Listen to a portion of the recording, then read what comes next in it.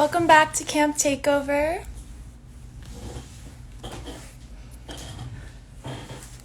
The next artist we're going to be bringing on is Laura Marsh.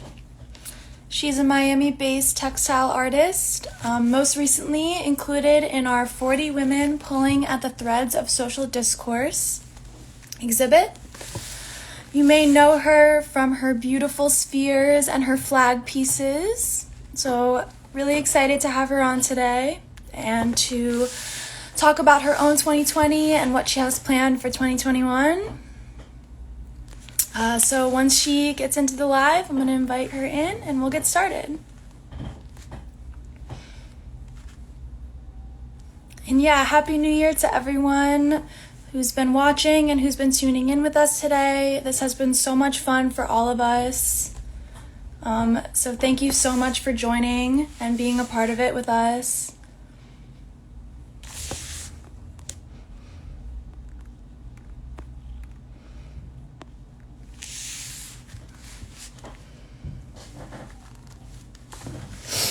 Gonna be adding her in.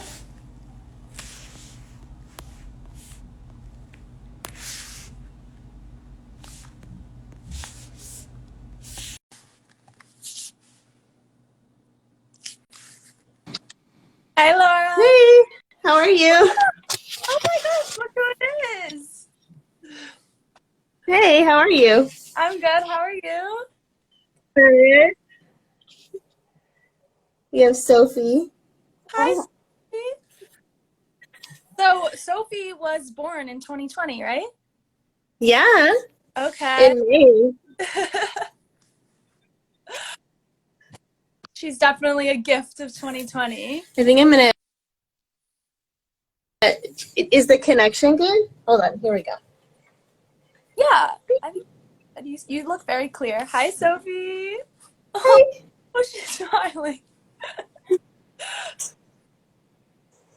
How are you guys doing today? Are you excited that it's the new year? We are. We're sort of just like, well, we're making some work and we're playing and we're cleaning. Got it. What about you? What are you up to? Not much.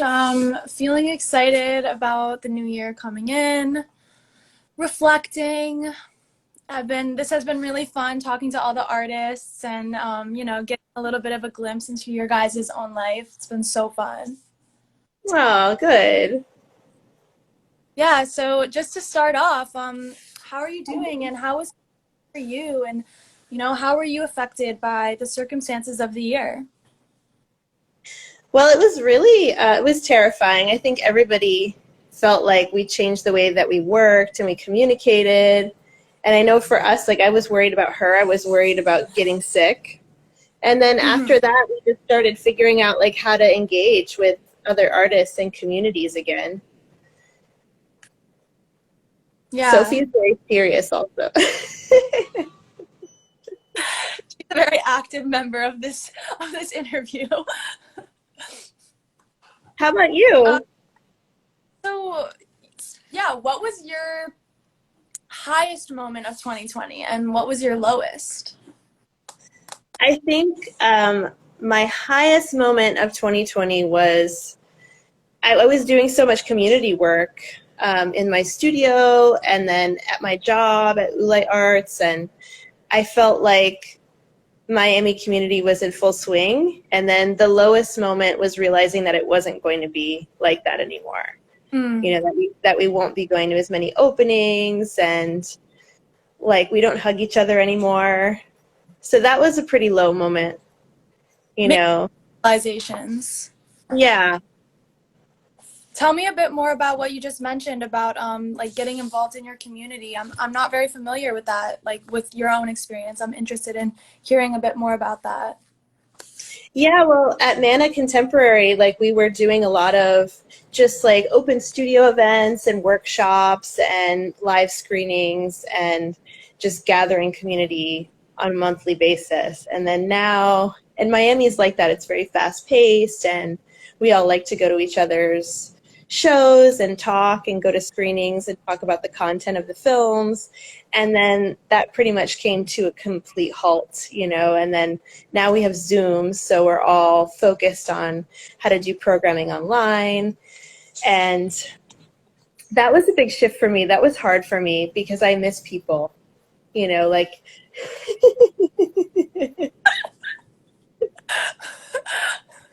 Hi, Sophie. we have a surprise for you. We want to show you how some of our pieces, some of my art pieces are incorporated into our lives. Okay, cool, yeah. What do you think? That we can still talk about serious topics. Yeah, let's see it. I want to see whatever you want to show me for sure. Okay. We're going to go into her room, Okay, which cool. I've been working on because it's like you want to make like an immersive experience. Okay, first of all, the So, colors. actually, you know, through play, Sophie, and interaction, I think we've been having more fun in 2020. This is definitely the highlight, is like watching her develop, but also taking these art pieces and trying to make them active. Wow. That's so beautiful. Did you make that like little beanbaggy thing yourself? Yeah, this was part of an installation that I did at my studio last year. So cool. And then she's learning how to like move and do all these motions, so she's kind of like playing with her own weight. Yeah. And she is your first child, right?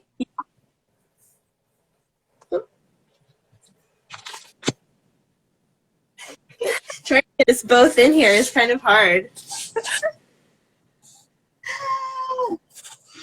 So I think one of the biggest highlights of 2020 was learning how to like re-engage with material and objects and connect like with my family life. But it's been hard for my artist life, Okay. not being able to see what other people are doing or going to openings in secret, like with just like a few people, you know. Hey.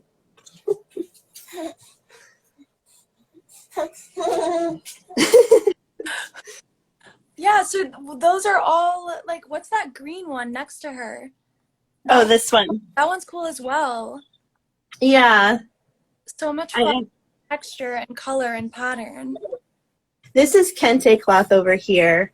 And then this is like another, I don't know, for me this is like a 70s pattern. Yeah. But, you know, playing with how even things, how colors go together and textures go together has been like a good part of 2020. And trying to make environments. Yeah, how has it been? Like, are you pulling a lot of inspiration, I'm sure, from her? And like you mentioned saying her kind of coming into her own movements and Yeah, developing in front of you. Yeah, I think like you know, we don't get to have the same experience.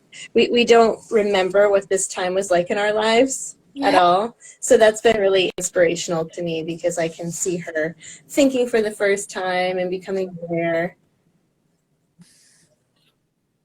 That's awesome. Describe your 2020 in 3 words. What would they be? Say that again? How to describe 2020? Yeah. In a few words? Yeah. 3 words? I think 2020 was chaotic, and it was really stressful, but it was also like revolutionary. It made us all think about who we are and what defines us. Yeah. Do you think there was I have a bit of like, I think that we needed, I mean, obviously there's so much hardship and there's so much pain that comes along with it. Yeah. But I think there's also an aspect of needing this time, like on a global scale, to make these realizations and sit with ourselves and look at ourselves in the mirror and like, you know, sift through all of the beats, so to say. Yeah, I agree. I think one of the most interesting things was learning about just how the environment has benefited from us not driving to work every day. Yeah. For me, that was really exciting because it's like, yeah, we're stuck in this mode of thinking that we're supposed to be somewhere at a certain time and we do so much work in a certain way. So realizing that the planet was at least thankful to not have to deal with our carbon footprint, and we had better carbon footprints, that was really a nice part of this year.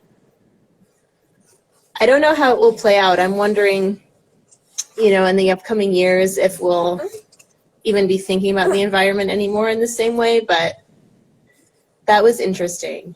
Yeah. Definitely really interesting. Are you one to make New Year's resolutions? Do you like making them? Yes. I absolutely love to have a fire every year and write down the things that don't serve you and throw it in the fire. Okay. And then write down, what'd you say? Are you going to? Yeah. Okay. After she goes to bed, we're going to just have a small campfire and write down the things that, particularly about 2020, that don't serve us, and then write down a list of goals. And usually after that, I like to burn some incense and just read the goals. I love that. That's an awesome ritual. How long have you been doing that for? I've definitely been doing it since grad school, so about 11 years. Wow. Sometimes I've done it over the stove. Like if we didn't have a campfire, we would just burnt, it smells horrible. That's dedication though. Yeah, I definitely did that in New York. I remember that, just being like, okay, well, we don't have this, so we'll just do the stovetop. But we have a proper backyard now. Awesome. That's super cool. I might take that. I'm gonna try that. That sounds really awesome. It's really it makes you reflect, which I like. Very symbolic.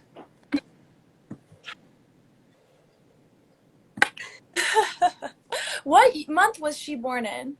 May. Okay. So we had a couple months of the whole COVID protocols and just came out of isolation. Do you have any fun and exciting projects that you're planning in 2021 that you're looking forward to?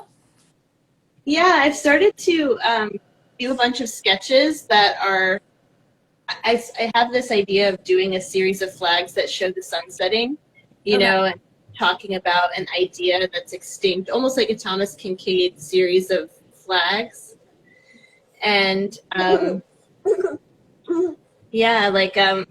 moving studios, so that'll be interesting too, moving to Miami Beach. And yeah, I'm working on a lot of patterns. I'm in a process phase right now. Cool. Process phase. What does a process phase mean to you? Can you describe that a bit more? Yeah, I apply to a bunch of things. I write a few proposals. I do a bunch of planning for new work. A lot of sketching and writing. Cool. Where have you been drawing most of your inspiration for these new ideas from?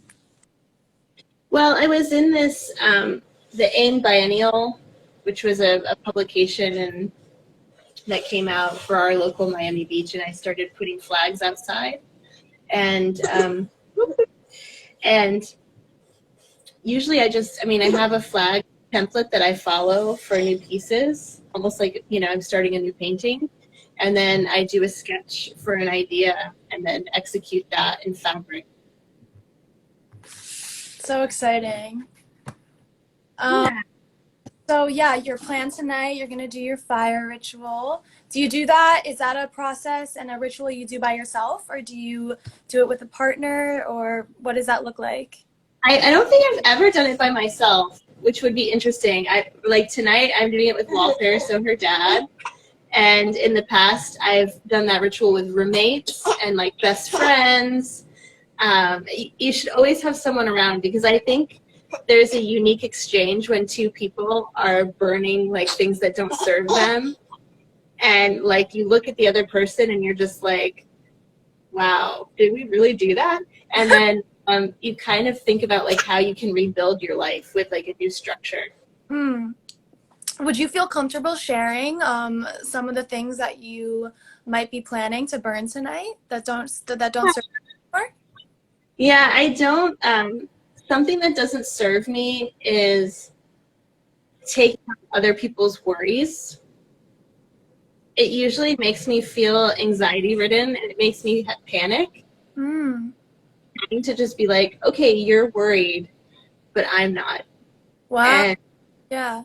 but then sometimes like you have to talk somebody down from their worrying where you're like, okay, I'm not worried because of XYZ. And they're like, okay.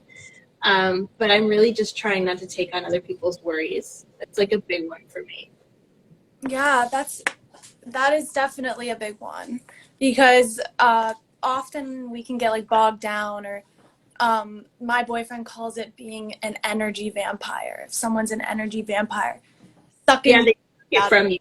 yeah, that's definitely a really, really good one to keep in mind. Um, and then, I guess, what do you want to bring with you into 2021 that you learned in 2020? What are you bringing with you, and what are you leaving behind? Ooh, that's a really good question. What am I bringing with me?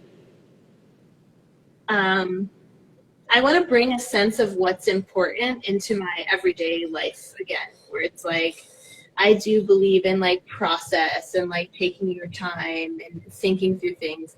I do believe in like having like Sophie in my life and being good to her. Like, and I care about like going out and being social, but in a way that's really purposeful. So I want to bring those things in to 2020, and then leaving behind like the worry about leaving your house every day. Yeah. I would like to leave that behind because I also like to be places. You know, I like to see people and learn things and engage. Mm-hmm. Definitely. Has that been hard for you, like living, like dealing with maybe feeling like those things um, can't transpire the way that you're used to? And how have you combated that and, solved those problems to still be able to feed that part of your self, like your soul? It sounds like you very your personal self, like you like interaction, you like being around other people and taking in their own um, energy. So how have Yeah. you like still been able to fulfill those needs for yourself? Ooh. Yeah, I think like that is like an amazing question because when you are around other people like and you're in a situation where you feel like your energy being sucked from you, or you feel like maybe you're projecting something. Projection's another thing that I would like to like put on my list of things that don't serve me, like projecting onto situations. Um, when you're around people, it intensifies because whatever you're going through, you're also experiencing through other people. So I think like you have to like when you're interacting with people, think about like what am I experiencing right now and how am I engaging with you and how can I still be present in myself, like not let worry take over, not let fear take over, but just be present in what's going on right now. Like I think that's important. And then taking great care for other people and being considerate. Mm-hmm. Down, like you have to slow down too sometimes, like when you're engaging and you're in a community or you're at an event, you have to kind of slow down and ask yourself like, how am I feeling, how can I check in with myself and feel present. Yeah, I think this year has brought forth like and brought to light these ideas of presence and, like you said, checking in with yourself, because like at the end of the day, we are all we have is like ourselves, and we have to take care of ourselves, and we have to like be our biggest supporter, like, and you have to, like For sure. you have to like cheer yourself on and make sure that you're, and it's great, we are our love are all the time, but like sometimes you got to ask yourself. How am I feeling? How am I doing? Mhm. For sure. Take care of yourself. Absolutely. Like that's an effort that you have to make on like a daily basis, Mm-hmm. you know, which I think is like intense. Like we sometimes forget, you know, and we have to remind ourselves. And then I just want to ask you, because obviously you're a new mother, and like, how has that been? How is that going? Like new motherhood. I mean, tell me about it. It's cool. I think like on one hand, it's like more responsibility than you've ever prepared for, and then on the other hand, like you're filled with joy, and then people's perceptions of you change also. So you're like, you know, like it can be terrifying sometimes. It can be like exciting. There's a whole range of emotions. Wait, so the perception, that's interesting to me. Like, can you just describe that a bit more about people? You said people's perception of people's perception of you has changed. Yeah, absolutely. I mean, like I have some instances where people like have questioned whether I'm able to take projects on, and I'm Oh. like that was the hardest one. Does And I that piss you off? absolutely, it made me Yeah. really upset. And I'm still kind of thinking it through. I'm like, what?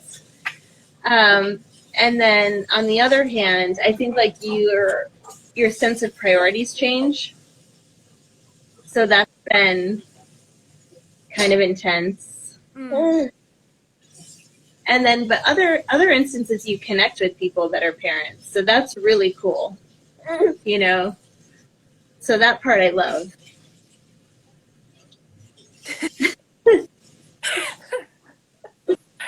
You're like the baby in question. I think I'm gonna throw her on the pillow a little bit more, and then there's that aspect where you can start playing with them. You know, like at first, it's terrifying because they're so fragile. Mm. Oh yeah, so fragile. Dun dun dun.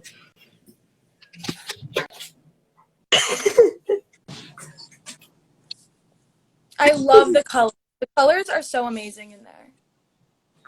Oh, thank you. Yeah, it's all about like safe spaces to sit and to like interact with and engage, and they're supposed to be lived with too. Definitely. Hey, She's well, learning how to balance. if there's anything else you want to talk about other than that, thank you so much for being here and for bringing Sophie on. I wish she could talk. She will. She'll be talking soon. Yeah. Has she started to get like more vocal? Oh yeah, like she's very much like she's very much like just being really expressive, you know, and paying attention to everything. So yeah, and we sound out words like she says mama now. Oh, nice. Does she say was mom her first word? Yeah, it was one of them. Like, you know, it's usually it's like her call for help. And I'm like, oh, I'm right here. Well, congratulations. That's so exciting, and Yeah.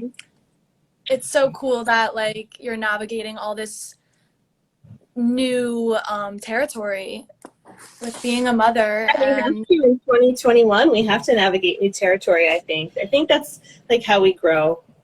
yeah, definitely that's how we grow. It's like being faced with challenges and learning from them. Absolutely. What about you? Are you doing any rituals? I am. I think I should now. I wasn't really planning on it. Yeah. I don't have any personal rituals that I've really like hammered down. I actually did a ritual the other night on the last full moon of 2020. And I did Ooh.